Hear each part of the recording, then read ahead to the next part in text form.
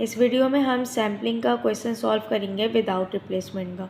Question क्या लिखा हुआ है, population consist of 5 numbers 0, 2, 4, 6, 8। A part क्या है, list all possible sample of size 2 that can be drawn from this population without replacement. हमारे पास जो पॉपुलेशन दी हुई है, सैम्पल जितने भी हमारे पास पॉसिबल सैम्पल्स हैं साइज 2 के, हमें वो बनाने हैं विदाउट रिप्लेसमेंट के।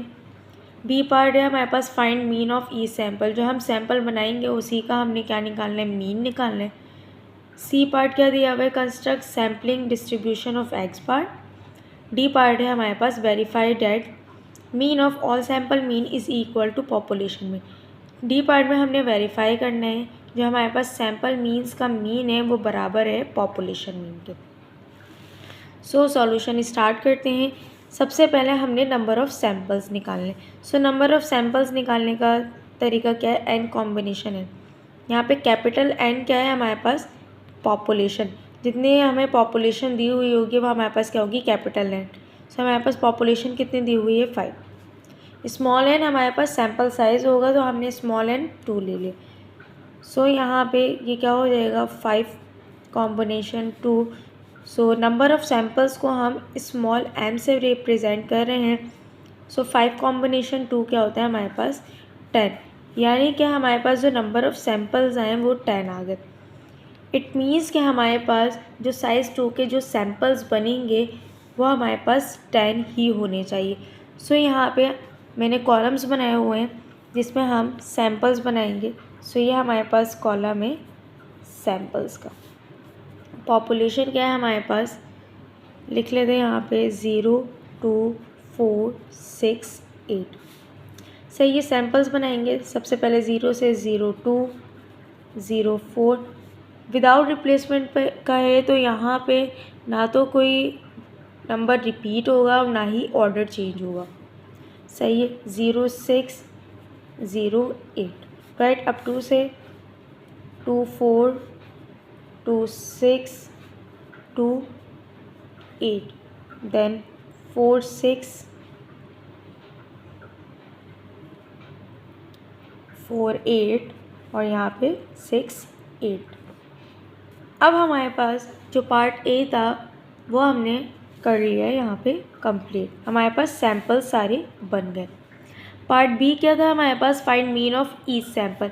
हमने इन सैम्पल्स का मीन निकालना है। सो हमने बेसिकली एक्स बार निकालना है इनका। किस तरीके से मीन निकलेगा, 0 + 2 upon 2 which is equal to 1। Then 0 + 4 upon 2 which is equal to 2। इसी तरीके से बाकी सबका आ जाएगा, 3, 4, 3, 4, 5, 5, 6 एंड 7। यहाँ पे हमारे पास क्या आ गया, एक्स बार। देन अब हम एक्स बार का सम ले लेंगे। सो हमारे पास एक्स बार का सम क्या आ जाएगा, 40। यहाँ पे एक्स बार का सम आगे इसकी नीड होगी। सही है, यह हमारे पास बी पार्ट आ गया। ए पार्ट में हमें सैम्पल साइज़ सैम्पल्स बनाने के लिए कहा था। बी पार्ट में हमें उन्हीं सैम्पल्स का मीन फाइंड आउट करने के लिए कहा गया था।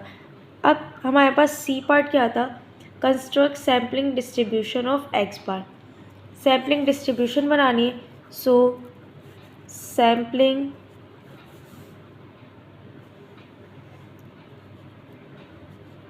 डिस्ट्रीब्यूशन ऑफ एक्स बार की सैम्पलिंग डिस्ट्रीब्यूशन बनानी है।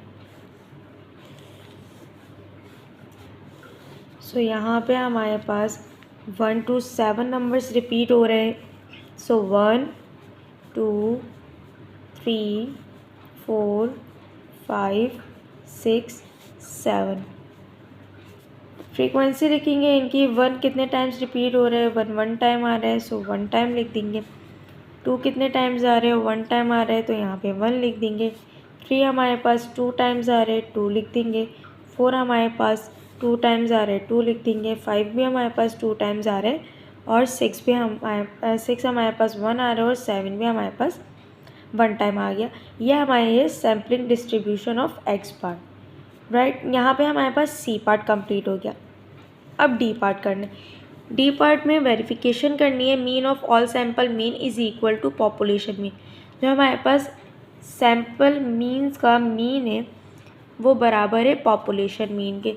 सो सबसे पहले mean of all sample mean निकालेंगे विच इज़ इक्वल टू, इन सब का हम मीन निकाल चुके हैं, सम निकाल चुके हैं मीन्स का। सो 40 अपॉन में क्या आ जाएगा हमारे पास 10 which is equal to 4। Mean of all sample mean हमारे पास 4 आ गया। अब पॉपुलेशन मीन निकालेंगे। So population mean is equal to, population mean हम पॉपुलेशन क्या दी हुई है हमारे पास 0 2 4 6 8। सो 0 + 2 + 4 + 6 + 8 अपॉन 5। इन सबको ऐड करके 5 से डिवाइड करेंगे। सो हमारे पास क्या आ जाएगा 4। Mean of all sample mean भी 4 आ रहा है, पॉपुलेशन मीन भी 4 आ रहा है। So it is verified that mean of all sample mean is equal to population mean.